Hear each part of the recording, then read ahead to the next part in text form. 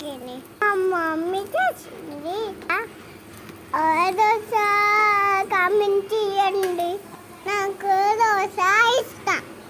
Dosa chicken తిన్నా. ఇప్పుడు ఈరోజు మార్నింగ్ టిఫిన్ 1 దోశ తిన్నా. వాటర్ తాగి చాక్లెట్ తిన్నా.